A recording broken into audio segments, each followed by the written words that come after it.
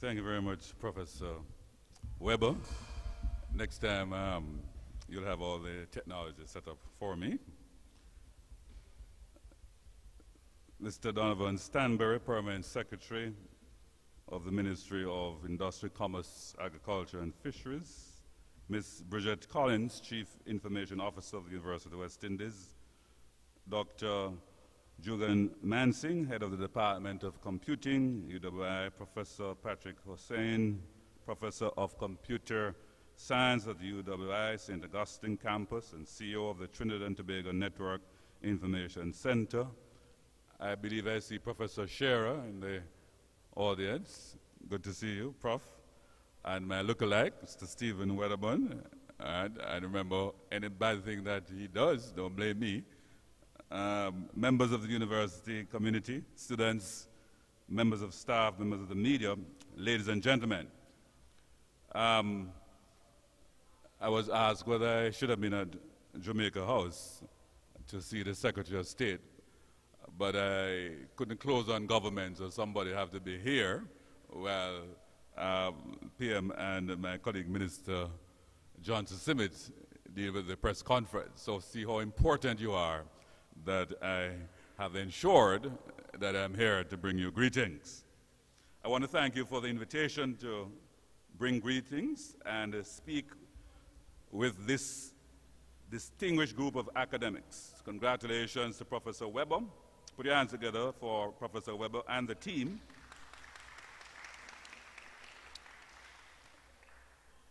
You know, it's a lot of work that goes into this kind of organization and for Research Week. Research, as you know, is the oxygen of every university. That is your main focus. Why you are different from a college. So those who talk about university college would have less emphasis on research, problem solving, but as a university, that's your main focus. And the outcome of research should help to drive policy development in all areas of national life.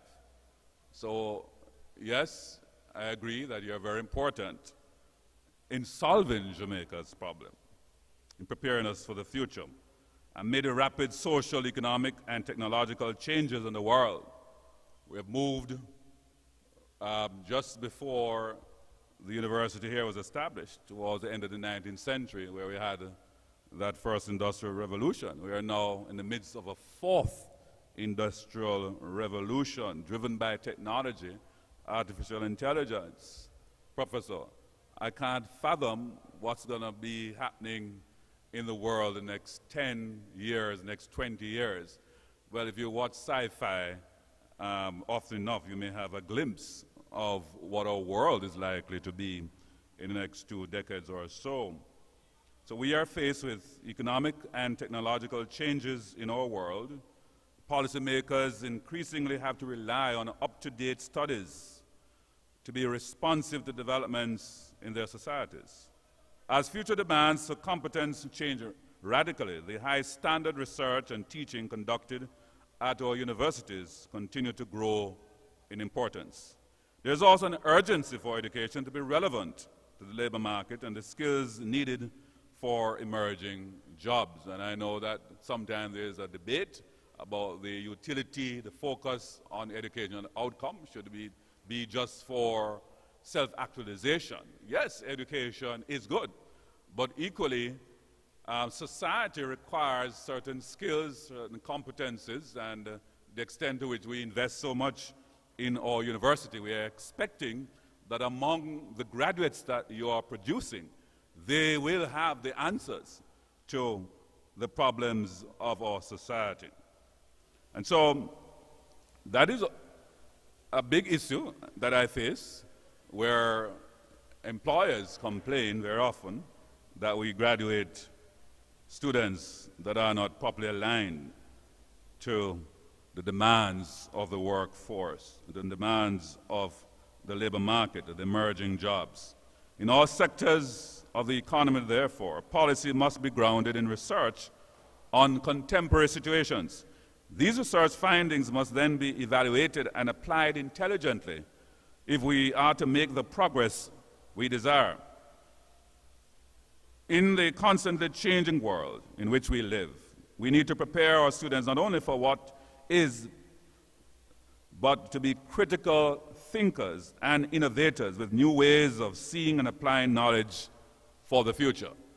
And as I speak about this, the leadership of the university is very important, because we have got to get this as a culture from early childhood right through the education system, so that how we prepare our children is a part of the curriculum that we are driving, that, and in fact even parenting, so that children in their formative years must be allowed to experiment, to explore. They are conscious of their environment. They are scientific in their orientation, so that we don't feel as Caribbean people that we always have to depend on the research of others far away, that we can't do the research, understand our own situation, and find the solution to our problem. So, talk about Jamaica, for example. Yes, I'm concerned that we have struggled for many years to increase the rate of growth in our economy. GDP growth has been stymied. What are the underlying causes? We're talking about climate change and the need for resilience. All of these things, what kind of economy are we envisioning for the future? All of these are issues that we have to resolve. I remember a couple of years ago we were talking about bauxite and bauxite waste, rare earth. I haven't heard much about those things recently. How can we use indigenous raw material to satisfy some of our demand? Classically, I was in Japan recently, and you know, I'm not a researcher, but probably so my good friend there would be very interested in that. We have a lot of limestone deposits, and I learned in Japan that you could actually convert limestone to paper. I say nothing more. So we are sitting, in a sense, on so much potential in our country, but we're not going to realize our full potential if we don't apply science, research, so we can have creative solutions, including developing new products that we can market and sell, so we don't complain. Greatest respect to my colleagues from Trinidad, but they have oil, but we also have limestone. Are there things that we can develop in Jamaica that could be very tradable? We're talking about technology today. When last have we developed a new future cell phone? The technology I know you had a project some time ago where you were putting together tablets. But I'm saying that is what research is about. So it's not that we are always trying to catch up. We're not that we are users of other people's technology. But why is it that it couldn't be a Jamaican that actually discovered that we could actually have Facebook or WhatsApp or Twitter? That's what I'm talking about. So we must, in this time, in your 60th years of existence, inspire a whole new culture, a whole new generation of researchers, if we as Jamaicans and Caribbean people are going to survive in this challenging new age that we live. Yet there is much uncertainty as we move ahead. Many jobs themselves are disappearing, and education and employment-based mobility has increased. It is already clear that future needs and demands of competence will be very different from the present one. And on that score, I must say, I've been saying to Professor Beckles that one of my own criticism of our education system is that for us to survive, I think we are better off where everybody is educated. We're better off where we provide education opportunities for all our people, and not just a few. Jamaica, I must tell you, we are facing an emerging crisis that we don't have enough labor. It's shocking. But even, and just physically the amount of persons, but equally the amount of trained persons that are now being demanded. Because if you shift the type of jobs that exist, persons who are now in employment, and those industries will close down and new ones are emerging, they require new skill sets.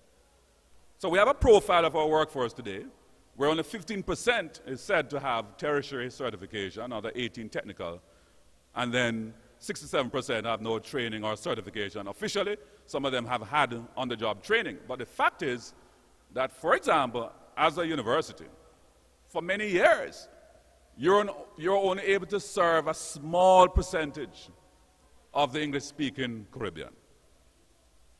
And we set up a structure where the majority of persons could even get access to education beyond grade 9. And so we might have lost some great talent. We may have lost some great researchers, persons who could have produced some new Einstein, and those kind of persons. So my charge to the university is to work with me to make sure, Professor Scherer, from early childhood, our strategy now is to make sure, particularly targeting the poor and the vulnerable, from early child, from birth to 18 is our focus. Because a lot of middle-class persons get good nurturing the first 1,000 days, well-stimulated brains. But what of those 42% of our households across Jamaica who are struggling? And they become part of our social problem. So the university also has that mandate to work with us to solve Jamaica's problem. How even with small constraint of resources, we can have greater impact. And yes, even through technology, yes, I have a challenge with science teachers and math teachers, but here we are also on the cusp of technology that can solve that problem.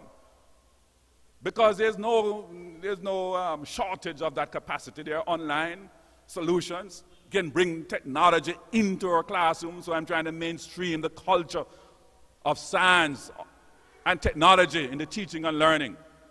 And in fact, it's far more customized approach. As we talk about, very often we talk about differentiated instruction in our approach. Science and technology could in fact solve Jamaica's education problem. In fact, CXC has shared with me last week that soon both adults and students won't even have to go to school anymore to sit their exam, because you could literally be at home. They will be able to be at home and do their exams on their smartphone.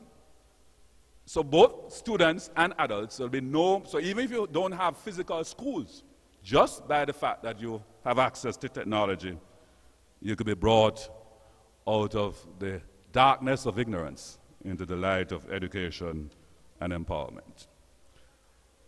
High quality research, therefore, and research-based teaching can offer solutions and provide our students with solid skills for the future. What is crucial is to build up such expertise and competence which will allow students to continue learning and creating new solutions. In this regard, lifelong learning remains increasingly important, which means, therefore, I'd love to have an MOU with the private sector.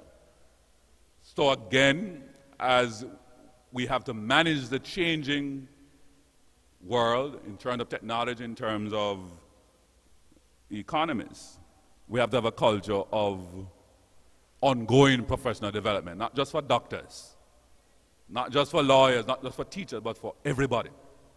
That is something that I'd like to partner with the university on, because if we are going to make Jamaica highly productive, very competitive, our workers also will have to be on the cutting edge of new technology, new systems, new ways of doing things. And that is part of the work the mandate of a university.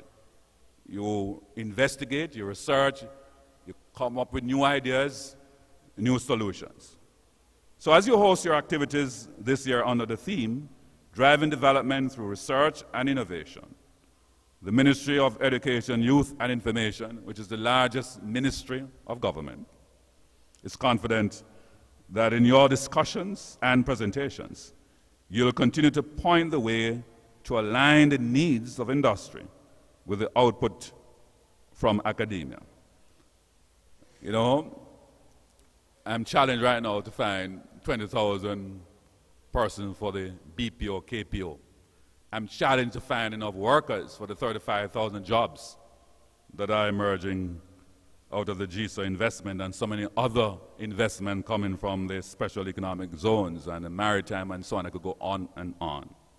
So there's a lot of work for us to do, but this is a good springboard for us to talk about it, because we do have problems, social, economic, including crime, including what we need to do to transform the education system. So here is where we are going to meet together to express those concerns and together find solutions. So therefore, I wish you all a very successful Research Days activities this week, and wish you all the very best for the future. Thank you so much.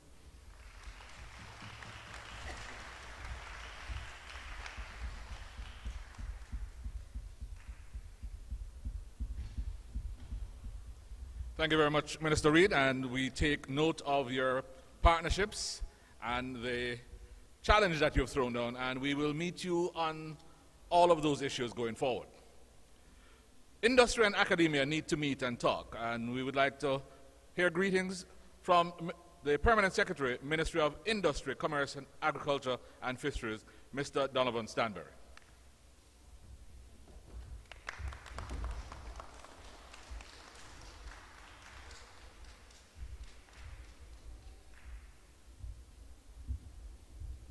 Thank you very much, Prof. Weber, for the invitation. Colleagues at the platform here, distinguished ladies and gentlemen, I'm very happy to bring greetings from the Ministry of Industry, Commerce, Agriculture and Fisheries. We are here today talking about bridging the gap between academia and industry, and as the administrative head for what I would loosely call the Ministry of Production, because when the two ministries were merged in 2016, we have for the first time, perhaps at last, all the productive sectors, perhaps excepting the mining sector, housed in one ministry. And Jamaica, in the last couple of weeks, Jamaicans on the whole have made an amazing discovery, and I've seen it in the newspaper. It's something I've always known, but all of a sudden, everybody in Jamaica, our important people, have awoken to the reality that the growth of the agricultural sector is inextricably linked to our fortunes in terms of growing the economy. It was said by the IMF rep, and it's now the buzz talk on everybody's lip. Unfortunately, it took adversity for many of us to come to this realization. In the last year, agriculture did not grow, principally because of the challenges we are having with weather. And suddenly, in the thrust of growth, people realize that there is not much prospect for growth if we cannot fix the agricultural sector. So when I was invited by Prof. Weber to bring greetings on this, at this lecture, I had a great interest in what will happen here. And I have taken a shopping list with me. And as far as the agriculture sector is concerned, and industry and commerce, this is our shopping list. First of all, we need to have a better alignment between the assortment and menu of courses that the university offers and what is really demanded and required in industry to grow the country and the economy. Our experience has shown that there is a disproportionate number of people engaged in the social sciences, in accounts and in management. And for the last 12 years in the Ministry of Agriculture, for instance, we are hard pressed to find specialists, particularly in the area of livestock development. People who deal with genetics and breeding of animals and so on and so forth. In fact, we were very dismayed when the Faculty of Agriculture in Trinidad was downgraded to a mere department. I gather it's now a faculty again. But if you look at the statistics, you would have seen that perhaps in the last 15 years, the university, perhaps no fault of its own, perhaps people's interests are not there any longer. But the Caribbean has not produced an animal geneticist in the last perhaps 15 to 20 years. And we are hard pressed to find those people. And with all the money that we have, and with all the budget that we have, the most critical need of the Ministry of Agriculture right now is to be able to find the human resources, particularly in the area of livestock development. It is therefore not coincidental, ladies and gentlemen, that when you examine our import bill, when you dissect it, you will find that most of the things we import are really product of animal origin. So that's one. The second thing I hardly need to speak about, because there is no other sector that is as affected by climate change than the agricultural sector. Our entire growth trajectory was reversed last year, well, over the last 2 years, because of severe drought alternating with persistent rain and flooding. We have to remember the landscape of our agricultural sector is dominated by a myriad of small players. They don't have insurance, they don't have enough land to practice rotation, and so when a disaster hits today, they have no alternative but to get up and start again tomorrow.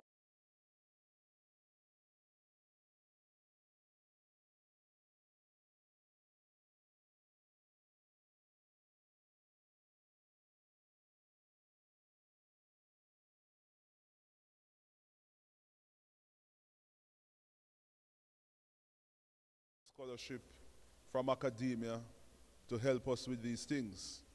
One of the statistics we speak about a lot is the fact that only 7% of our irrigable lands are in fact irrigated. Yes, there are technology we can buy. We can run transmission lines and pumps from long distances from the Black River to the southern part of St. Elizabeth. But when the water gets there, nobody can afford it. And the challenge really is, how do we come up with appropriate technologies in irrigation, in drainage, and those things appropriate to the small farmers, and appropriate for it means that he can get the water and he can afford it. And so we have to challenge our minds. How do we come up with more localized, customized irrigation system, rainwater harvesting, and that kind of thing? So the second challenge is the matter of climate proofing our agriculture. And of course, there's a challenge of productivity. Jamaica is not as big as we think that it is. 70% or more of our lands are on steep inclines and rough terrains. Our farm size, 75% of our farmers operate and less than 1 acre. Therefore, the business of productivity becomes important. We do not have the luxury of lands to be able to expand production by means of just engaging more acreages. We have to find solutions and formulas and technology to get more from the same area of land, particularly when we have farmers operating on small plots. Again, we are talking about appropriate technology, because if you take the sugar industry, for instance, which is our biggest industry, people say, okay, mechanize it. But 90% of the farmers could not use a combine harvester because its field is too small, or its field is not configured to be able to use an harvester.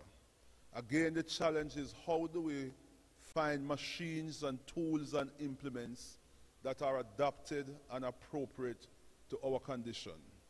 And that is why we are here today calling on the university to help us in that regard. And finally, ladies and gentlemen, this is now beyond agriculture to development in general. And in many countries, academia lead the charge in terms of promoting and articulating new models of development. We in our country have certainly been trying to find a way over the last, perhaps since the 80s, from structural adjustment to fiscal consolidation, etc., etc. All of those models have largely been driven by external funding agency. Structural adjustment by the World Bank, you name it. Since Arthur Lewis, we have not had an indigenous model of development of industry and agriculture in the Caribbean. Arthur Lewis was 1950. That is over 60 years ago. And it is time, because we can solve problems sectorally and solve concrete problems. But in my view, what the Caribbean is crying out for, what we are in Jamaica are crying out for, is for a new model of development. How do we engage our human resources, our natural resources, to build an economy that grows and grows sustainable and equitable for everybody? That is a great challenge today. Thank you for inviting me.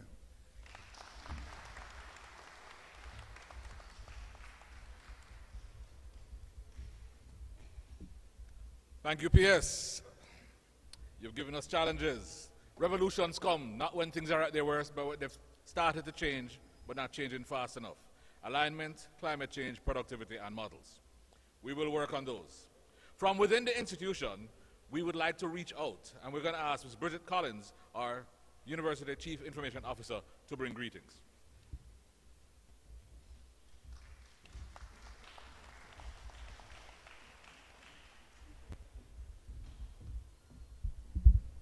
Good afternoon.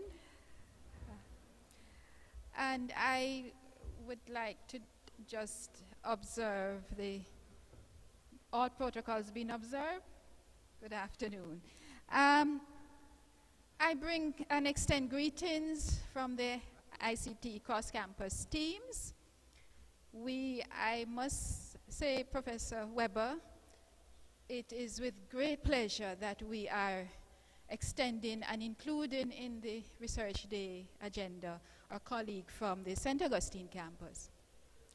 And my greetings are coming from the cross-campus teams led by our campus CIOs, Jeremy White from the Mona campus, Nazir Aladdin from St. Augustine, Patrick Gill from Cave Hill, and Tommy Chen from the Open Campus. And myself as a university ICT, University Chief Information Officer, I represent all 4 of these gentlemen and their teams. So the greetings are on behalf of University 1 UWI ICT team. I would like to recognize Professor Patrick Hosein and his accomplishments and welcome you to the Research Day activities here at Mona. And I want to take you back a couple years ago when I was on a journey. I'm not sure if I was either going or coming from Trinidad or Barbados, but I was on a flight, and it was between the month of July and August in 2015. I opened the Caribbean Beat, and there I saw a headline, Patrick Hosein, the Quiet Innovator. It was, I was shocked.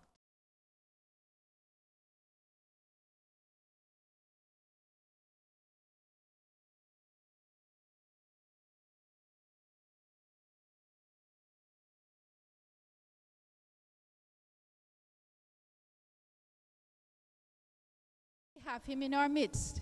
And I want to tell you, Minister, all those things that you want to do on the smartphone, you may very well be using some of the innovation that Professor Hosein created. So we are already on the road to meeting some of your needs. Now I want to speak to you as ICT practitioners, because that's what we are, as providers of ICT solutions to meet the demands of our lecturers, our researchers, and our innovators. And I know that we may be taken for granted because things are, we try our very best to meet the demands of to enable, enhance, and extend the reach of our brilliant researchers and innovators. But we see our role as working with them and seamlessly, almost providing the service without them even realizing the service that we provide. And I can say with confidence that we work tirelessly to ensure that we provide the best solution as much as we possibly can. It has been challenging over the recent years, given all the constraints that we face, but we have tried our very best. Sometimes we have to be creators and innovators ourselves. And the theme of the session this afternoon is very apt for us as well, because we know the importance of bridging gaps. And in fact, sometimes I joke with my team, and I said that my name is Bridget for a purpose, because we have to bridge a lot of things, and sometimes we're just bridging things to make sure that they work properly. But I also want to highlight the importance of industry for us as practitioners. We could not do it without the support and assistance of our strategic partners.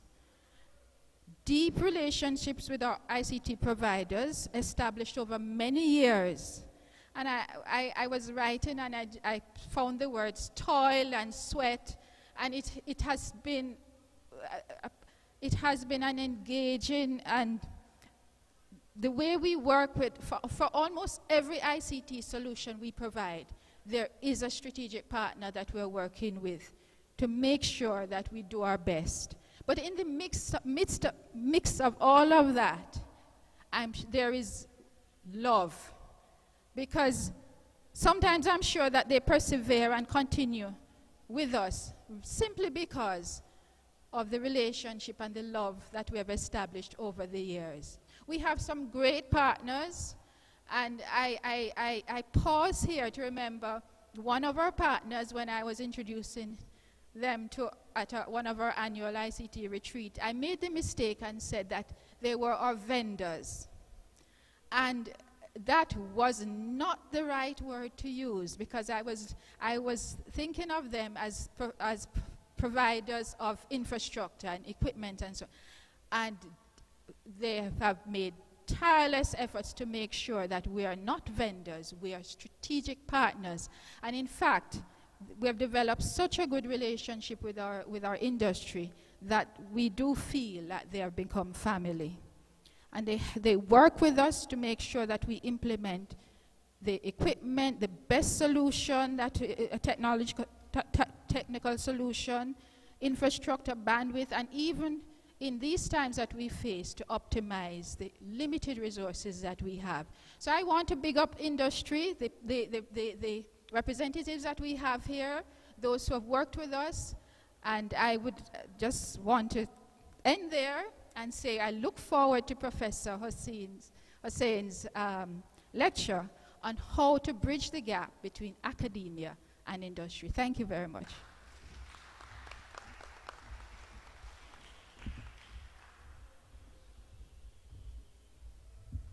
Okay, thank you, Bridget. And one of our goals is to get together the best minds so that industry can benefit not just from what's at the Mona campus, but all campuses. It therefore gives me great pleasure to invite the head of the Department of Computing at Mona, Dr. John Monson, to introduce the Professor of Computing from the St. Augustine campus, Professor Patrick Hosein. Gunjan?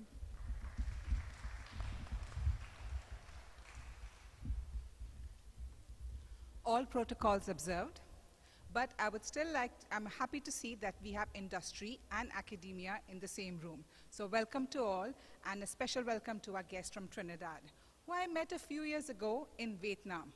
And now we meet again in Jamaica, so world is really small. Now I see lots of young people here, and I think several of them tinkle with sound systems. But how about working with people who make sound systems, like Bose speakers? Dr. Patrick Hosein is such a pioneer who worked with the renowned Dr. Amar Bose, creator of Bose speakers, while he was at the Massachusetts Institute of Technology. Born in Trinidad and Tobago, he left for MIT in 1979, where he spent the next 12 years. He didn't take long to study. Let me tell you what he did. He obtained 5 degrees, a Bachelor of Science in Mathematics, and one in electrical engineering, both simultaneously, a Master of Science in Electrical Engineering and Computer Science, all through scholarships, an electrical engineer's degree, which is designed for practitioners, and a doctorate in electrical engineering and computer science. In United States, he is best known for his patented work in the areas of telecommunications and wireless technologies, right going from 2G to 5G. Having spent most of his career developing innovative engineering solutions at internationally renowned labs such as Bell Labs, AT&T Labs, and later at Ericsson and Huawei. In 2004, he was nominated for the Ericsson Inventor of the Year Award. And in 2007 at Huawei, he was the US Wireless Research Employee of the Year.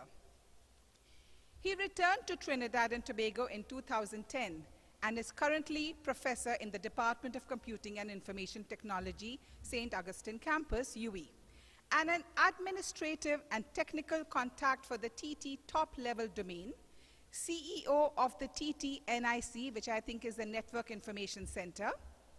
And apart from receiving awards in North America, he has been recognized regionally. In 2015, he was the Anthony Subka Caribbean Laureate for Science and Technology. His words of wisdom include advice such as, and now I quote him, "I made good educational choices, and I truly love my work. My advice to young people is to determine your passion, obtain the education needed to pursue this passion, and the rest will fall into place. Make the sacrifices now rather than making them in the future by having to work in a boring career." End of quote. Couldn't agree more with that. As UWI celebrates its 70th anniversary and the theme of the research days being powering development through partnerships in research and innovation, it is clear that universities' mandate is to engage industry in doing research that is socially and economically beneficial to the society. I'm sure our ministers and permanent secretary will be happy to hear that. So please welcome Professor Patrick Hosein, who is here to speak to us about bridging the research and innovation gaps between academia and industry. And I did not even mention that he has over 100 peer-reviewed publications and about 40-odd patents. So please welcome Professor Hosein.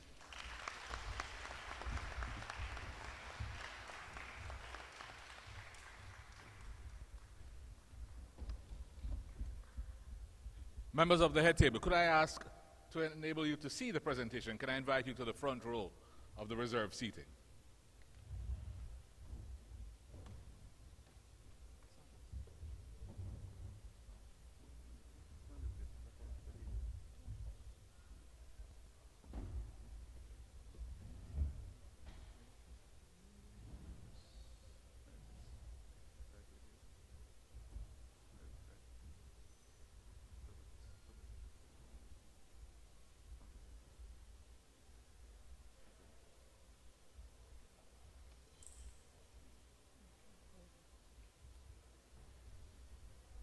Good afternoon. All protocols observed. And a special thank you to Professor Weber for inviting me to give this presentation. Now, this is a non-technical talk, so I'm out of my comfort zone, but I think it'll be an enjoyable one. By the way, I may slip into my Trini accent when I'm in a room like this. I tend to go back and forth with my Trini accent. But yesterday I was in the cafeteria and they were just blasting soca. So I am sure you understand some Trini, like Fire Gubande. So,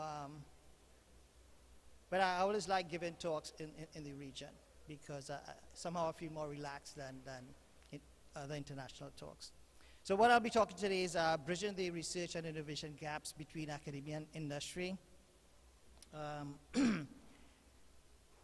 This is an overview. It's quite a few things I want to talk about, but due to time, somebody could tell me when I'm speaking for too long. So I'll first of all, let me make it clear, these views are my personal views, and they are focused mostly on high technology, so they may not appear, be appropriate for other areas. I'll talk about the need for this type of collaboration, especially now. I'll mention some of the significant efforts being made by the UE, especially Professor Weber, but briefly. Then I'll talk about why we need to experiment because of today's new environment. Okay, so what may have worked 5 years ago in terms of these types of collaborations may not work today. And as I try to do with everything else, when you've come across a new problem, you just try to solve it. Unfortunately, this is not the type of problem you could put in mathematical form and solve. You have to do some sort of experimental approach. So I'll talk about the challenges of, if I had the answers, others would have had it by now as well. So challenges of these collaborations, and then finally, I want to talk about some of the work we've been doing on experiment. I want to say experimenting because it's a little bit outside the UE framework. So it's an experimental model of collaborating with industry, and I'll talk about some of the results we've had so far. So why growing need for academia collaboration? Competition has developed a lot of the technology used today by companies such as Google and Facebook, but they never really made much money out of it. And towards the end of my stay there, the focus was more towards shorter-term research with immediate financial impact. So the same is happening today. Companies are competing, and they need to look at the bottom line, stock market, etc. So this is where university needs to come in and provide some of this long-term research to fill out on such a, for instance, if you take a company like Google, they have thousands of researchers doing specific research in specific areas. Our companies cannot afford to do that, and in some cases they can afford to do it, but they don't. And this is, again, this is where we can come in and use our expertise, our leading edge technology to help. Finally, well, not finally, universities also need new sources of revenue and to demonstrate the value of the research. And so there's a lot of talk about innovation, coming up with ideas that could be monetized. Many of the good ideas come in collaboration with companies because they solve real problems. We, model things theoretically to solve it. And so having this type of collaboration, it is potentially beneficial to them and to us in terms of creating new novel ideas where we both benefit. Finally, one thing I see happen often is local companies using foreign expertise for stuff that we can do. And it could be a trust issue, it could be, I'm not sure what it is, but we need to make it clear to them we can do those same things at 20% of the cost and much faster. One particular area is when we talk about collecting data, like health data, medical data, etc. What I found is a lot of companies hire these foreign companies to do it. The foreign vendor company actually owns that data. And I've heard of cases where if you don't pay the license fee, you have no access to your data that you created. And we need to avoid that from happening by doing a lot of that development locally.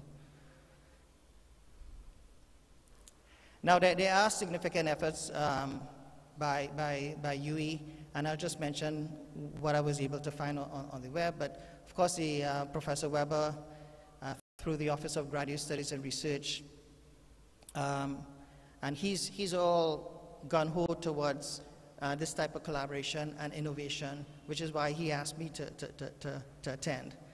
The MonaMedia Office for Research and Innovation, and then there's the Office of Research, Development and Knowledge Transfer at St. Augustine, led by Professor Agard. So there are things being done. So I'm not saying we are repeating what they do. As I said, this is experimental. We're trying to see different ways of achieving the same goal. And of course, at the end of the day, you pick the best of several approaches.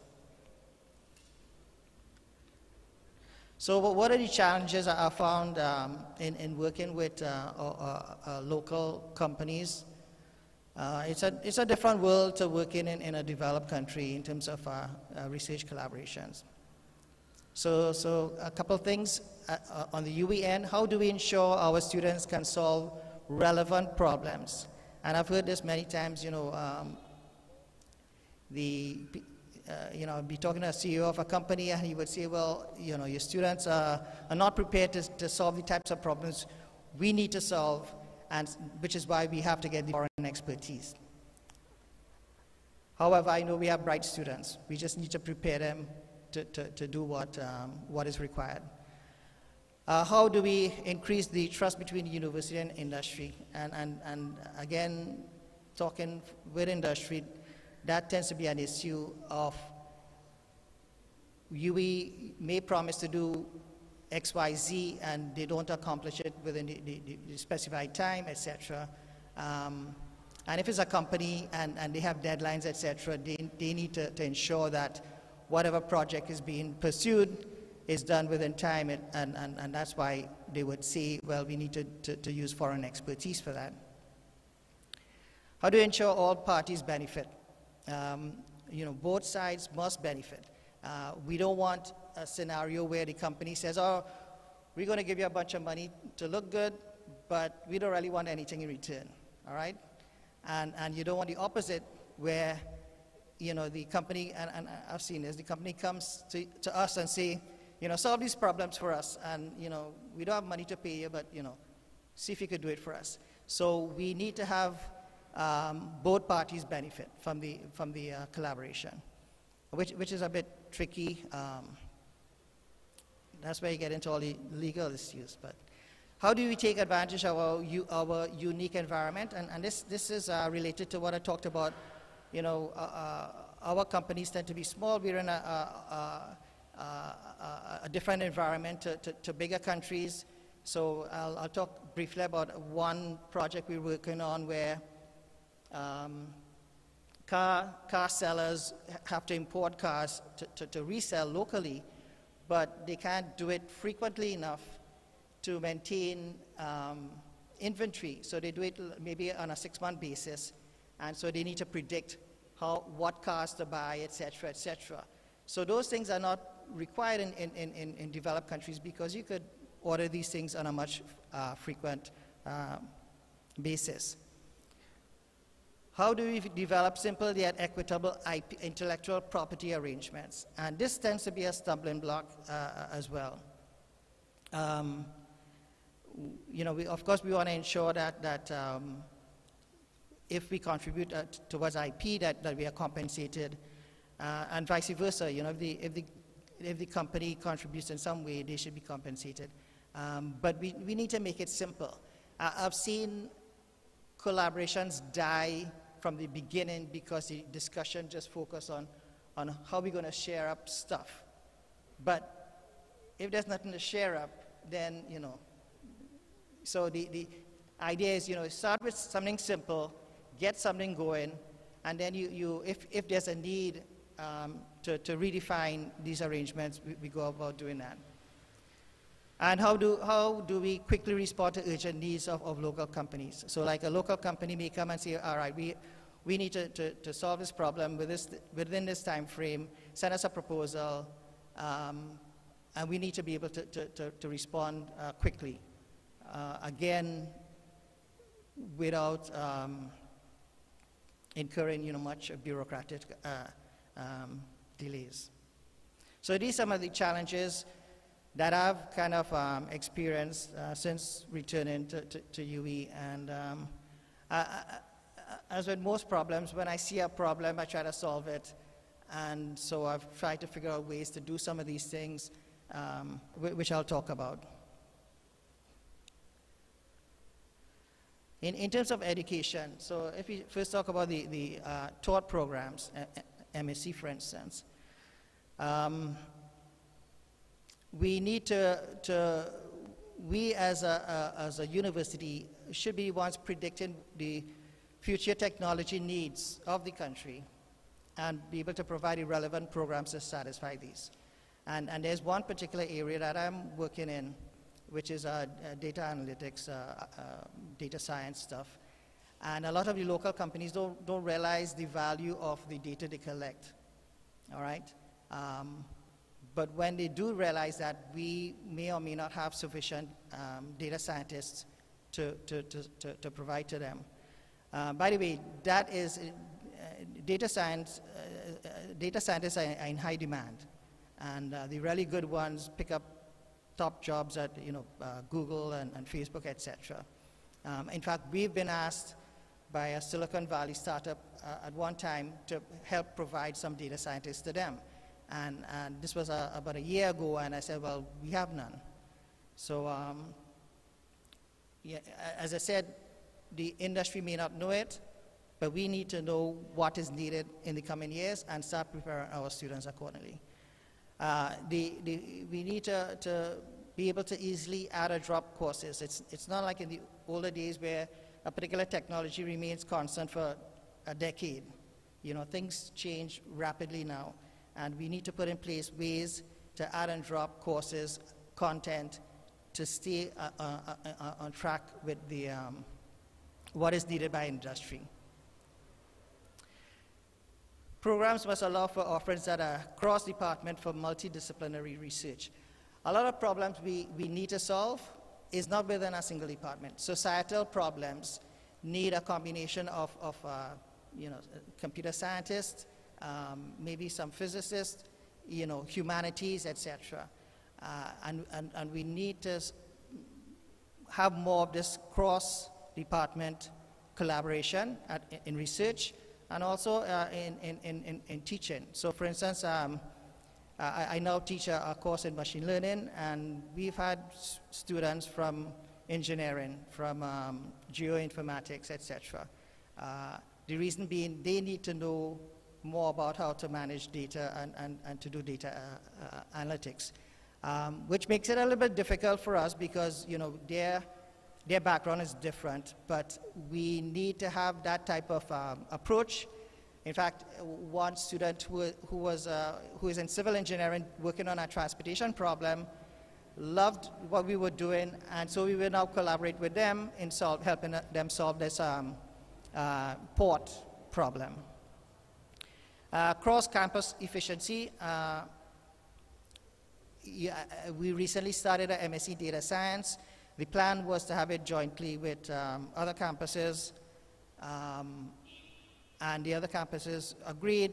Unfortunately, the technicalities got into the way, you know, banner and fees and all these different things. So we need to have ways to be able to do this, because each of us in some of these high-tech areas are relatively small. And so we need to combine our human resources to make things more efficient, and also to better match staff expertise.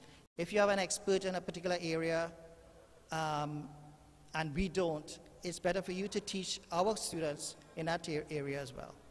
Okay? In terms of research programs, MPhil, PhD, all right, so again, with limited resources, the UWI cannot provide courses on all areas required for today's wide range of research topics. So, you know, I have students working on areas that we have no courses offered in those areas. They have to take online courses, etc. And it's a fact. We do not have the resources to provide everything like, you know, Stanford or Berkeley. On the other hand, we do not want to restrict what those students do in terms of their research, because students who do research in something they love will excel, as opposed to forcing them to work in an area of research that they don't particularly like. In that case, they will just try to get out as soon as possible, just write up something and complete it. So it's important for students to, and they know now how to go online and see what are the latest hot topics, you know, in self-driving cars and voice recognition, etc. And they want to do these things. So we need to find a way for them to do research in these areas, but, you know, knowing that we have the limited resources. So there are online courses, of course, and so what I do is I point out to my students which courses they would need to do online, and you know, I would work with them and make sure that you know, they've covered the material. And I could tell if they haven't covered the material, and I chat with them for about 10 minutes, I would know. But then they have to go and take their regular MPhil and PhD course requirements, which, you know, typically wouldn't be in an area associated with their degree. So what would be nice is to have some sort of personalized education for research. You know, so the student comes in, has a research topic, you work with them, figure out what they want to do, what areas of that they need to learn more about, whether it's optimization or recommender system, whatever, and then you work with them to identify either online courses or appropriate material for them to learn that. I think that would be more, well, basically that's what I do right now, but I think that would be a better approach to, and in fact, you don't even, what I found is that you can take an undergrad student and use this process, and they could produce publications. So for instance, this group I found, I formed a TT Lab. The first student who joined me in that was an undergrad student. He completed an internship at NASA, came back, and he had to serve time at university, and he was given some website to develop. And I know this guy, he was sharp, very sharp. He had some great ideas when he was at NASA. So I told him, well, drop that. I will give you a stipend, meaning my company, and do research with me. And then I identified what areas he liked, showed him what courses, online courses he would have to take. And this guy was just doing it. He wasn't in any official program. He was just doing it because he enjoyed doing research. I told him what courses take online. And over the first year, he had 4 publications. And he went on using those publications. He got accepted to Cambridge, did his MPhil at Cambridge, and is now working in the UK. But because of that relationship we formed, he now helps some of my students. And those are the things we need to do.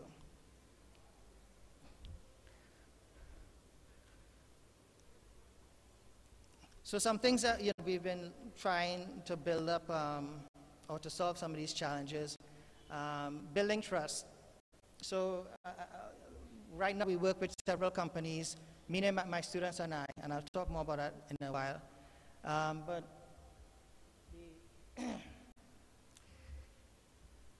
the question is, how do you build this trust? And so when I talk to a CEO at a company, I say, look, we don't want payment immediately. Just give us some sample data or a sample problem that you need solved. Let us come back with a solution. If you are satisfied, if you think it's beneficial to your company, and especially when we show bottom line savings or improvement in revenue, then we could talk about compensation, etc. Whereas in the past, people would ask, well, give us the money up front and we do something for you, all right? Achieving mutual benefit. In our case, our focus is on research. So what we end up having some real practical problems that we could solve, and the company benefits from the solution. Now, since this is an experiment, and I mentioned before, it's a little bit different. The relationship between the researcher and companies is a direct one, all right? Because, to be honest, to try and do this through UE will take quite a bit of time. So if you have a company come to us and say, we need somebody to do ABC, within a week we can have things, indeed, etc., signed, and the student goes about solving the problem, etc. From the beginning, we make our objectives clear, and our objectives are our interest is publishable research. So we're not going in there to build a website or to develop an app. We could do all those things, but that is not our focus, all right? We go in there, we solve a problem, we may develop a prototype solution, product, and then we say, look, you take it from there, all right?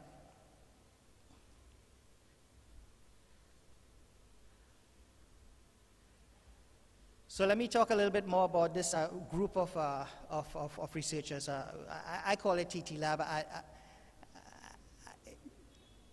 This was supposed to be an interim name, but it stuck. But anyway, it's an ad hoc group of researchers. We make sure the research the students do, if they do it for a company, is independent of the research they will be doing for their thesis. All right, so we want to avoid any IP conflicts. Okay, so essentially they do work on 2 research projects at the same time, and I in fact encourage students to work on multiple things at a time. I have students working on 3 or 4 things at the same time. I don't believe in working on a single research topic full time. I mean, I work on a whole range of things simultaneously. And so I encourage them to work on multiple things. Okay, how do we develop, mutually beneficial relationship. So the researchers work on practical problems, and the companies show the value of that research, and in most cases, they get excited about the benefit. Actually, yeah, so there's a direct publications are jointly authored by the researchers and the company employees who work with them. So of course you have to work with the specific company employees. They would provide the data, help identify problems, etc. So we include them as well in any, my supervision, I basically do it because you know, I see a benefit to the students. So here are some examples of some of our collaborators. We work with Massey Technologies, Massey Stores. I believe there's Massey here as well, right? So Massey Stores, Massey Auto, and Massey Gas. And we have a MOU signed with them. We work with the insurance company, Sagicor. We have a MOU in progress with them. You know, 3 of my students do some stuff with them. The first MOU was done with a company called Digidata on doing some anomaly detection for employee performance. We actually have an MOU with Cariri. Cariri is the Caribbean Research Institute, and they do innovative stuff. But they recognized that we had expertise that they didn't have, and so they approached us. By the way, in all cases here except TNTech, the CEO of the particular company actually approached us to ask for help. So anyway, come back to Cariri, they contacted us and said, you know, we need some help with data analytics. Can we have an MOU with you and you help us? NIHERS, National Institute of Higher Education Research, Science and Technology, we are in the early stages of doing some stuff with them on policy development, because we could do a lot of stuff with something called natural language processing. And TNTech is actually the first company we worked with. And so we developed a prototype product for them and had 4 publications with them. Unfortunately, they have lots of financial problems now, and so the collaboration with them isn't as strong as we would have liked. And Cabria is a startup company in the US at UC Davis, and they've asked us to collaborate with them on solving some of the algorithm problems they faced with a particular device they were developing. Well, the CEO happens to be my son, so that's why the collaboration started. So these are some of the, we also work with other companies that, you know, like TYE, which is a manufacturing company, Grant Thornton, Radial, which is a streaming media company, and we have some great ideas for them, especially for carnival time. But we are a little bit stretched. We have a lot more stuff to do than we have people, so that tends to be a problem, which is a good problem. So just to elaborate on the collaboration with Massey, to give you an idea of the stuff we do, or how we work with them. So they have provided 2 employees with scholarships to do our MSc in data science. So they saw the need to develop their employees as well, to be able to look at the, you know, if you look at the future, a lot of it would entail data science. And so these 2 employees are now doing classes with me. They provided paid research, now these are research internships for 2 MSc students, meaning that we made it clear with them, these students are just going to do research-oriented stuff. We're not going to help them with the IT department, not going to help develop a website or fix a database, right? So the students are just focused on research under my supervision. Similarly, there's an internship for 1 PhD student. This one is not paid because, you know, we bring people in and let them kind of scope them out, and then we will add them, or they will add them as a paid intern or not. And then finally, there's this thing I call a reverse intern. I'm not sure what the correct term is, but it's a Massey employee who is provided, and this is done through the MOU, provided 4 hours per week to perform research and publish under my supervision. But the work he will be doing is related to his regular work at Massey. The idea being, Massey wants to have innovative ideas. They want their employees to come up with innovation. But we, in order to do that, we can't start with somebody just at the undergrad level. We need to have people who have seen international levels in the area and able to identify what is possible.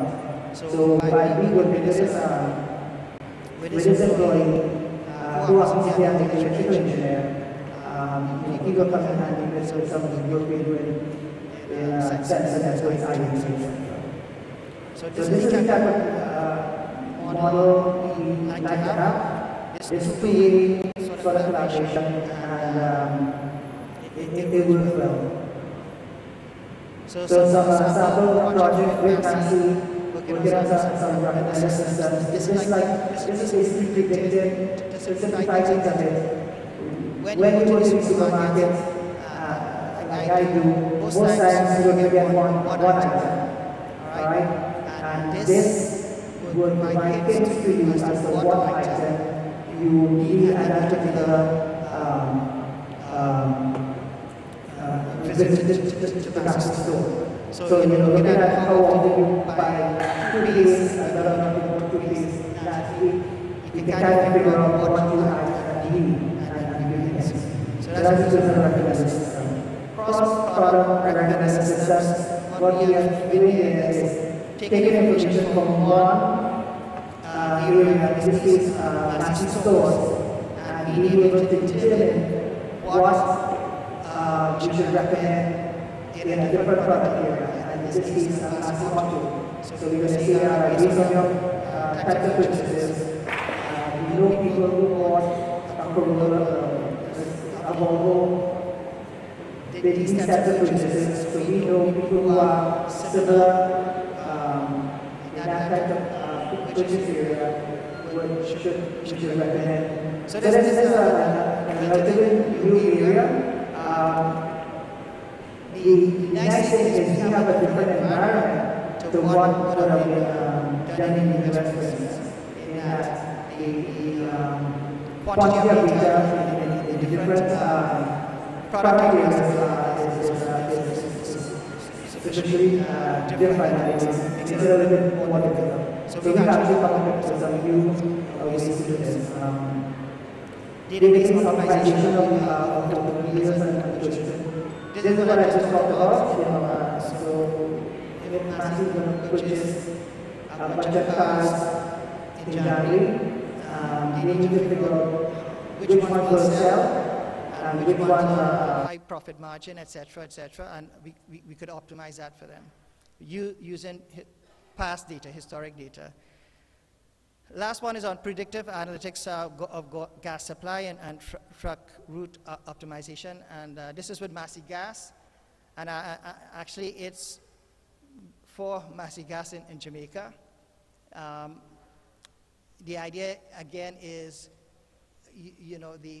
when you have to refill tanks, you tell the customer, well, tell us when it is 30%, because it takes quite some time to get there, etc. You may take a couple of days, so you need to have that 30% buffer.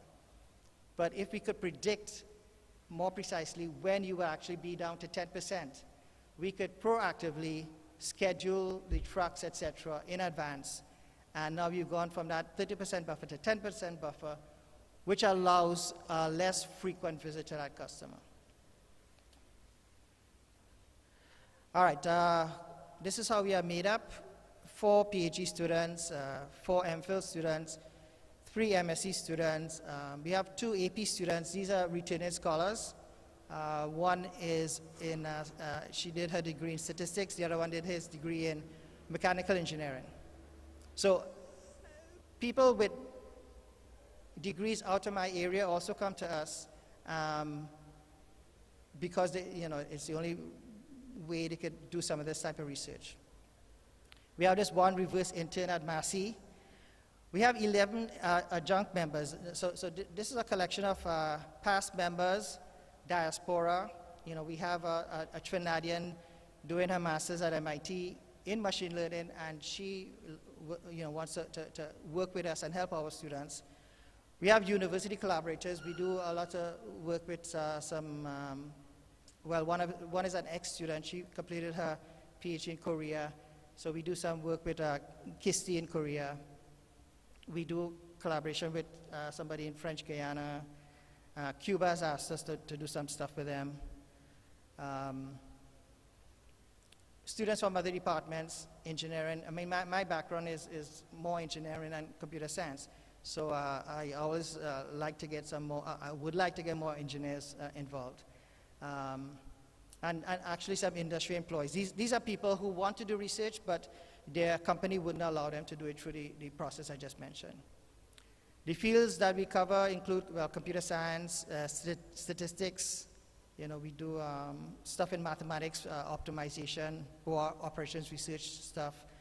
Electrical engineering, in particular wireless communications, which is my main interest.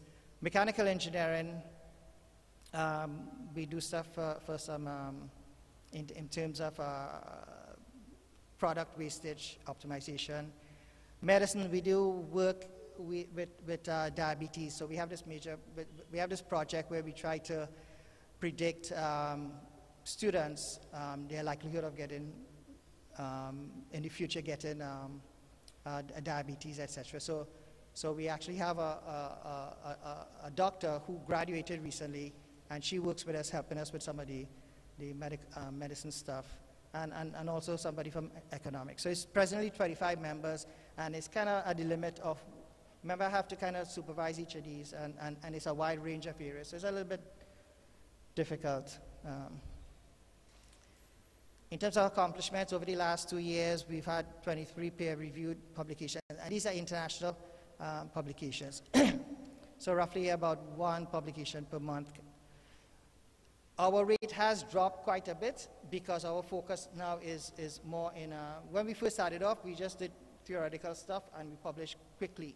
So in 2016, we had like 16 publications, but last year we started focusing more on industry, and that will take some time for those collaborations to bear fruit. We have 1 granted patent, which was filed with the collaborators in Korea, and several prototype products for Sajiko, etc. These are some samples of the work we do, but how much time do I have again? Doesn't matter? All right. So I just wanted to bring this up to show you the types of things we do, because one thing I didn't mention is we want to do this practical research, but to publish in some of the top-notch journals, you need to do the theoretical stuff as well.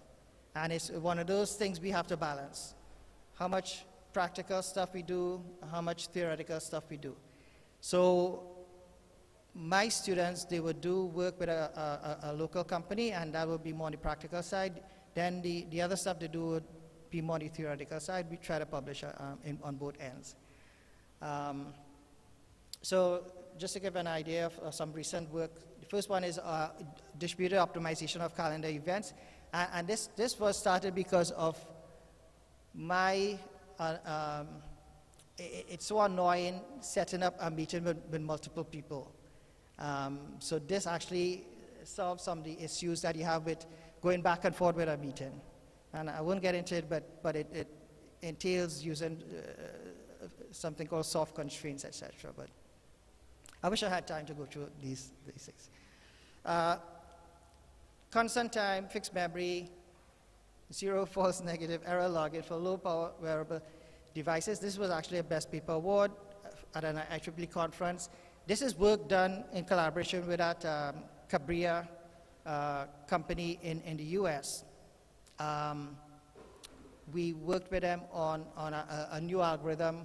They are developing these some body sensors, and actually this is a poster paper if you want to get more details. So that was more on the hardware side. Then exploiting Gaussian word embeddings for document clustering. This is more theoretical stuff in machine learning, done by one of my very good students. Emerging network technologies and network neutrality conformance.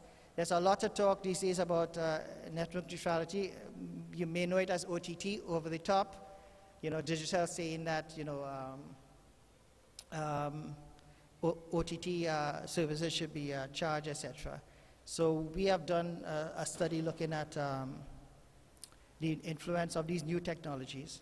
This is joint work with Korea as well. Exploiting Gaussian embeddings for directed link prediction. This is something with social networking stuff, and it's a really cool idea. And this is also a poster presentation. QoS, Quality of Service Framework for Supporting Next Generation Mobile Services. There's a journal paper on, you know, some work I started years ago. I still try to continue some of my prior research, but because of time, I do very little of it. So a lot of the wireless stuff I haven't been keeping up on.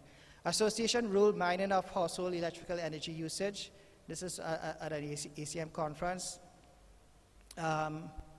This is related to smart grid stuff and how you could reduce energy consumption in households, etc. Load forecasting using deep neural networks. This is applying machine learning techniques as opposed to the traditional statistical approaches to do prediction for power consumption as well. This was actually done for TNTech, the power company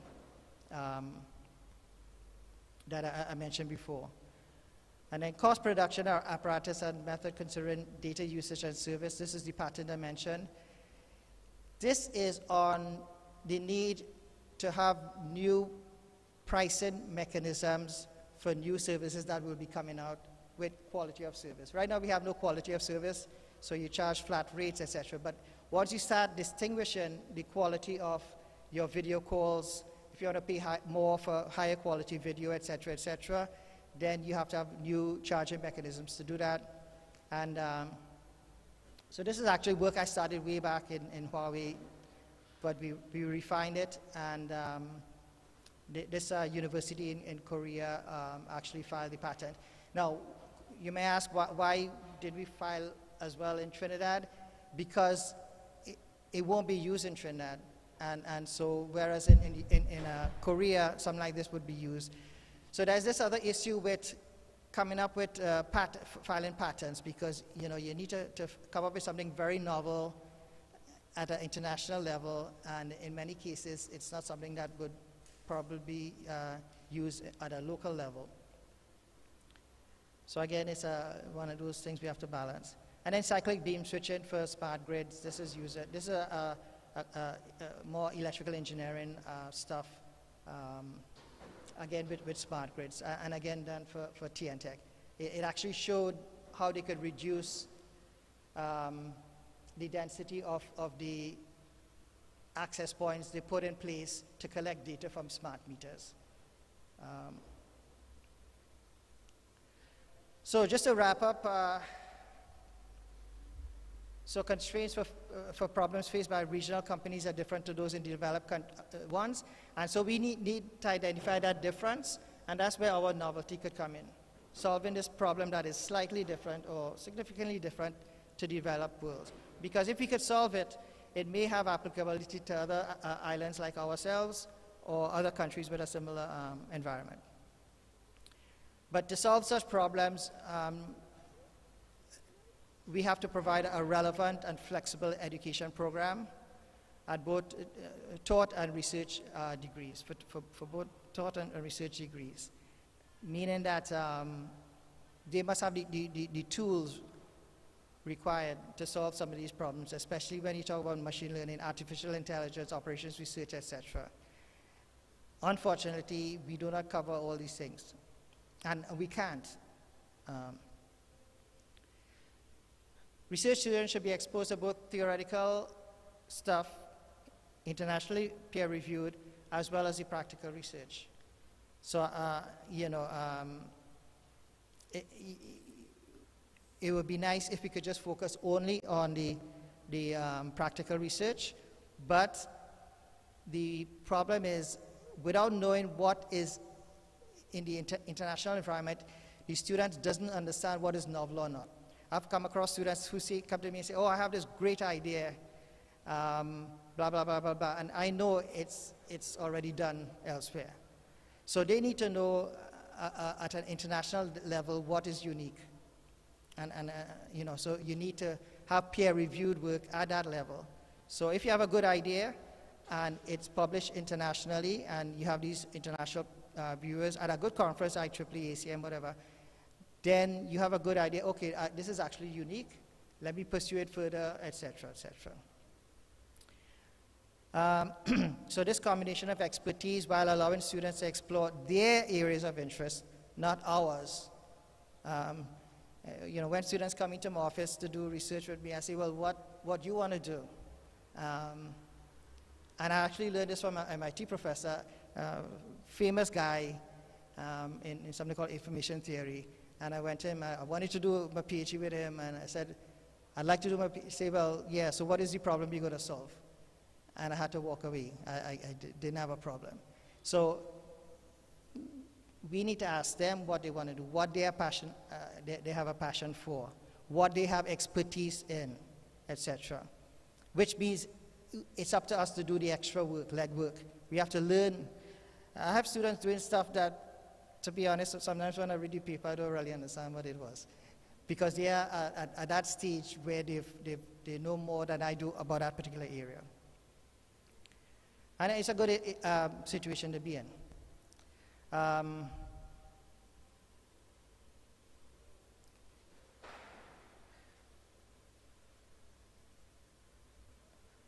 All right, and finally, we must demonstrate the value of this research to local companies and let them understand, first of all, we could do what others may come down and do for you, and secondly, is valuable to you. And I will be blunt, a lot of these foreign expertise that comes down is not the top-notch people they will send, all right? I mean, I work for companies like Huawei, Ericsson. You know, they're not going to use their top-notch brains to solve a problem in the Caribbean. You know, they're going to use it to solve problems in North America, Canada. And I've talked to consultants. Well, let me just leave it at that.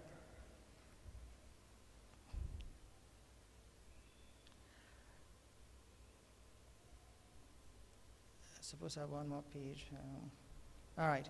So in conclusion, some stuff we should or can do is students must be suitably trained to solve today's problems. And I think we all know that. They must be able to identify truly novel ideas. All right? Yeah, a lot of focus is placed on apps. Apps by themselves are not sufficient. All right? What the idea behind the app is what is needed. 12-year-olds could write apps. All right? So focus on the back end, the stuff that you're using it for. They must be able to solve real practical problems using novel techniques. And you come about with novel techniques when you find problems that haven't been solved before. And we have problems that haven't been solved before because of our unique environment. All right, it's different to Singapore. It's different to, so, you know, when people say, well, let's replicate Singapore, no, it won't work. Companies must be willing to provide students opportunities to prove themselves, which is what we try to do. I assign some students a problem, show them that we could do stuff. They must be forward-looking and understand that good research takes time. Companies are impatient. You know, you know, recently I had a meeting with some CEOs about progress of some of the work we were doing. And, well, I said, you know, it takes a while to clean up your data and etc. And get it into the form we need. And two of their employees were taking my class, and the night before, I talked about the fact that 80% of the time taken by a data scientist is in cleaning data. All right? So at least the employees now understand and can relate to that, which is good. Of course, they must be willing to invest in local talent rather than foreign. I'm not anti-foreigner, right? It's just we could do stuff that that they could do as well. And I remember I was out there, and to be blunt,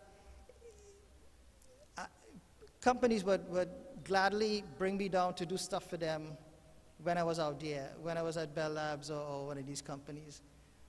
At UE, they don't want to touch me, all right? So it's a different mentality, and I don't understand why, but just being honest about these things.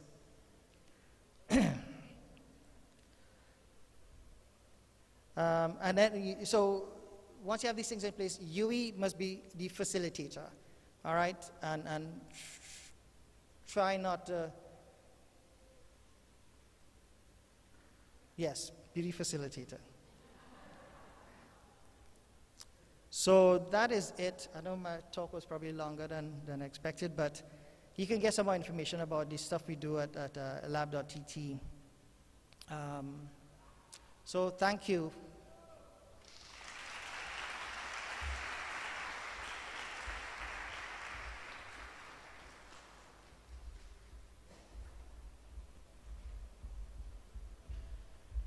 Okay, thank you, Professor Hosein. Are there questions that you would like to raise? Do we have a roving mic, or am I putting this down there for roving mic? Yes. So if you have any questions, comments that you would like to put forward, now is your time. Any questions, any comments, any views, any thoughts? There's... Good evening, Professor Hosein. Thank you very much for a very fascinating talk. I was just wondering if you could share with us a little about the sort of ethical issues that have been thrown up, both in the using the work with industry as a teaching methodology, but also in the kinds of technological solutions that are developed, because increasingly, especially tech companies are coming under scrutiny for some of the ethical implications of the work. So I'm just thinking along the lines of, you know, questions of privacy, data security, but also the ways in which, if you think of Uber or even Facebook, the current discussion around the ethics of how these technologies get used.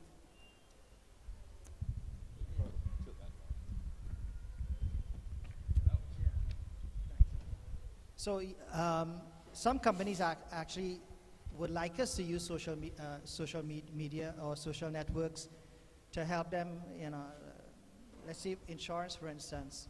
You could get a lot of information about a customer and be able to adjust their product according to their lifestyle. You know, if they like to do a lot of sky jumping or whatever, right? But we've made it clear to them certain things we will do and certain things we won't. In that particular case, well, for one thing, we couldn't do it anyway because Facebook, for instance, has limits on how much information you could scrape, etc. It used to be easier a long time, but now it's a lot more difficult. So where we see ethical concerns, we bring it up, and we try to find some kind of solution that is amicable. Another case came up with insurance, again with insurance companies about providing products to customers, right? You could optimize things for the consumer, or you could optimize for the company. And the question is, how do you balance that? So we show them models where you could tweak whether you optimize for the consumer. And of course, the company loses, but they benefit in terms of you have more committed consumers because they trust you more. So there's that balance. Whereas if you go all the way to the other extreme where you optimize just based on the revenue of the company, then you know the consumers will distrust you more. So yeah, we try to identify those concerns and bring it up to them, and certain things we won't do, but like in the case of the insurance company, we show them how you could vary the optimization from one extreme to the other. Is that what you're looking at? Yeah. Okay. Thank you. Another question to the back. Good afternoon. Thank you very much, Professor, for that very clear talk. And I just want to congratulate you on what you had to say about honesty. And I wanted to find out how you think universities can maintain those policies that could actually hurt if that integrity is not maintained. And if there's some way that you can have cross-discipline consultations, because in different disciplines, one term might mean another thing. Say, for example, the word file. It means different things in different disciplines. Or numerically, we may say 0, but it means different things in different disciplines. And so could there any way that there can be that cross-discipline collaboration so that you can maintain the credibility, the integrity, intellectual honesty of any university? Thank you. Okay, well, that's a tough one, which I haven't really thought about. But in terms of, ethics, etc., honesty, I make it clear to my students that that is number one in terms of research. So, if students do any copy-paste or anything in one of our publications, and then yeah, it's a no-no. In terms of results, if you get a result that doesn't prove your point, all right, I tell them, well, start from scratch. Don't try to modify anything. So all I can say is that in terms of my students, I could provide some guidance, but as to a more university approach, I'm not sure. Question? Right. And then to the front and cross. So, good afternoon, everyone. Thank you, Prof. Hosein, for your presentation. And I'm glad the Permanent Secretary of Agriculture at MyCAF is still here, P.S. Stanbury. The talk today, your presentation is on bridging the gap between academia and industry. As it relates to universities, what would be your suggestion, or what could be the approach UWI takes or any university take in order to craft courses that are more relevant to industry? I understand that you have students and they want to explore, through research, and the course offering would somewhat allow for that. So you can go from broad to narrow. But how much of our decision making regarding our courses, and I know it's a multiple question, but how much of our decision making as it relates to the course offering, what strategies are we taking? Is it dependent on research to see whether or not students are more concerned about the problems they want to, contribute to, solving social or economic problems, and to craft some sort of segue between, what universities offer and what industry is demanding. So I think we need to be maybe a little bit more strategic, but I'd like to find out in terms of, how do you see us bridging that gap? Okay, well, again, what I was talking about was graduate level. So I'm not saying we want to change undergraduate level courses frequently. You want to avoid that. Undergraduate level is supposed to provide the basics, the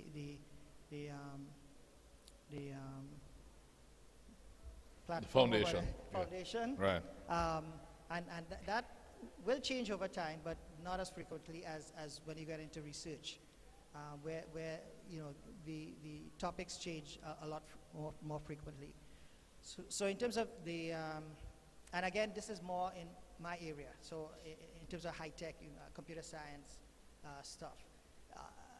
In other areas, it may not change as fast. So I'm not saying this has to be done throughout. But in terms of research students, what I mentioned is having the ability to do this personalized education where you sit down with them based on their topic, you identify what they should do in terms of coverage of a particular area, whether to do it online, etc. In terms of MSc programs,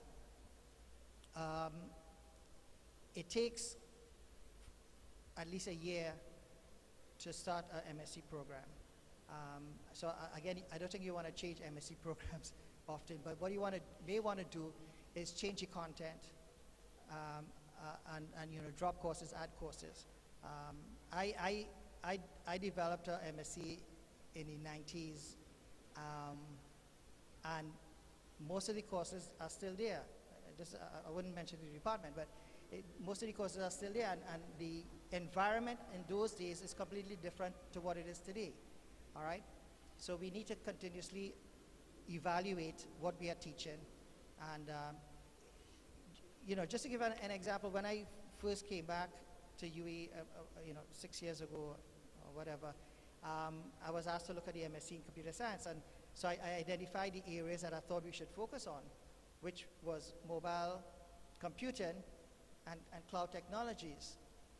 And 5 years from then, well, today or last year, what I found is that most of the focus now is in machine learning, artificial intelligence. So the only option I had was to develop a MSc in data science, because there was no way to really make modifications to the prior MSc to do that. So all I'm saying is that we need to find, and I don't know the solution, we need to find ways to go through this whole process of developing a course in a more efficient manner. Perhaps I could answer that one for you, though. Every new program that's brought to the University of the West Indies, there must be a market survey before you begin. And that's how we determine, is there a market for what we're trying to develop? Is it going to work? Should students be even doing it? Without that market survey, we shut that program down. Every 5 years, all programs within the university are reviewed. And it's reviewed by using an internal as well as an external specialist and somebody from another campus. In doing that review, every 5 years, we do go through changes. The limit to the changes is undergrad programs, as Prof says, goes through fewer changes. Graduate programs go through more robust changes more often. The problem is some of our programs are tied to other disciplines or to other requirements, so it may be easier to start a brand new thing as he did. But there is a review process within the university, and a brand new program, by the way, gets reviewed after 2 years, not after 5. So there is a system which allows us to do it. What we need to do is to engage industry some more to figure out what's your next need, so we can start crafting the course or the program for your next need. Prof. Monson? Prof. Hosein, just wanted your some thoughts and ideas. I find that when I do practice-oriented research, it is much harder for me to publish it in academic journals. I struggle, you have to find the workaround with it and make, somehow make it more relevant in the academic area. But the practitioners that is what, we want to, that's the area we want to be in. So how do you grapple with this, and, what have you found that actually works that we could learn from? Well, it is difficult. So what I tend to do is try to find some novelty in the idea or approach and emphasize that when I submit it. So let's say, for instance, the work we did on using deep neural networks for prediction, that was accepted at 2 conferences, 2 IEEE conferences. The first one, neither one of us could attend, so they withdrew it. And then he got accepted at another top IEEE conference. Now, one would think, well, yeah, that's prediction is old news. But he did some unique things in there that the reviewers thought was interesting. So, yeah, we as supervisors have to be able to find some tweak that would be interesting to the more global community. And it's not easy, because I have to do it all the time, but yeah, it's... Ashley, Mike? Yes, Prof. Hosein, thanks for a really great talk. Thanks. I think I've seen some memorable quotes that I'm going to pass on to my students when we talk about, IT in the Caribbean, issues in IT and development in the Caribbean. My question is, you've set up collaborations between independent research and UWI and industry. And, I heard quite a bit about sort of the relationship between the independent research lab and industry. So what were the challenges you had to get this three-way relationship, also with independent research thing and UWI, and how did you negotiate that? Okay, and to be clear, this collaboration, as I mentioned to Professor Webb, is not a formal collaboration with UWI. And again, I'll give an example. The first company, the second company we started doing this with, they wanted us to do some work for them in data science, but they wanted to work with UWI as well. So we were going to have this three-way collaboration. And they wrote up the MOU, and they sent it to us, they sent it to UWI. And we were able to just move things along. But it took 6 weeks for UWI lawyers to get back to the company. And after a couple of weeks, the company said, well, no, we're just going to do it directly with my team. And so we had the work done, even before we were able to start the collaboration with UWI. So, I'm the answer to that one is the new strategic plan is built on access, alignment, and agility. And you would not want to know how much the Vice Chancellor is putting his foot down on each of those three and their accountability. So, yes, we know the lawyers have been taking long, and they have been put against the wall to say, you need to cut that time by 70%. So, great. And that's, I would prefer to do it through UWI. But because of the constraints, yeah. So once they solve that problem, yeah, it will be just direct my students through UWI. But of course, there's also another issue that tends to come up when it comes to the IP stuff. Things break down there as well. But and we've just been through reviving the intellectual property management of the university, as well as the ethics component, which somebody asked about her. So remember I told you that revolutions come not when things are at their worst, but when they're starting to change but not changing fast enough. Well, we're right on the cusp of that revolution now. So that's why we're here looking for those partnerships. Professor Young? I wasn't sure whether I should ask this question, because I think a lot of people have really asked it in different ways. But my observation is that you've made some really very good points about some of the things we need to avoid, some of the things that we need to do. You need to be responsive. You can't keep industry waiting indefinitely. You've got to disentangle your thesis work from your contract work. Those things are very, very important. But the model that you're using is a good one, I think. And I think I've seen models like that operate in other places as well. Like the Keck Graduate School uses a model very similar to the one you're using. My problem is that, and I think Ashley was sort of referring to that in a little way, is that what you have seems to be something that you have evolved on a personal basis in your environment. And what I'm interested in is how, as an institution, we can encourage and foster that kind of thing. From many years ago, I was trying to foster that sort of linkage where industry could come to us and tell us what it was that they need, and we could get our researchers and our graduate students to try to answer those questions for them. And of course, you face all those problems. But how do you institutionalize it in a way that can give it traction so that, one, our researchers take it on seriously, and two, the industry takes us on seriously? You have obviously had some success at doing that with some of the industries in Trinidad. In Jamaica, we face a somewhat different industrial climate, I think. We have fewer manufacturing industries. Our industries tend to be more buy and sell industries. But nonetheless, as you say, one of the things that developing countries like us have is problems galore and problems that need solutions. We need a way to tap into the people who want to make money out of these solutions and the researchers who can help them to find answers to these solutions.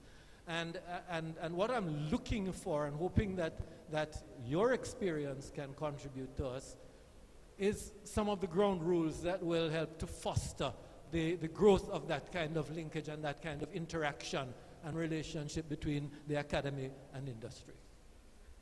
Okay, well, thanks. And as I said, this is I keep calling it an experiment because the idea is to see what works, what doesn't work, and we you know, Professor Weber is working on his end to streamline things, and at some point, you know, it's just a matter of he just taking control and repeating what we do. So my answer to that, Ronnie, is Prof. Hosein is one of my poster boys as to what could happen if we put the system in place. So I am keeping him right where I have him now and slowly bringing him in while I take all the ideas that he has and try and institutionalize it. Professor Young, by the way, was a former Dean of Science and Technology and Pro-Vice Chancellor before me, so he knows what I'm going through. So. But anyway, colleagues, we are being told that the room is being needed for another function. So I would like to thank, first of all, on your behalf, Professor Hosein, for a very interesting lecture which set wheels turning.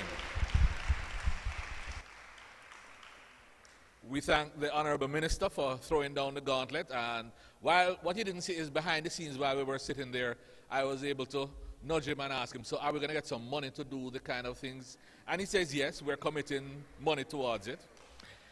And to our credit, we'd like to thank P.S. Stanbury, who actually asked the minister, are you giving them money to make this happen? But thank you for your 4 points as well, P.S. Stanbury.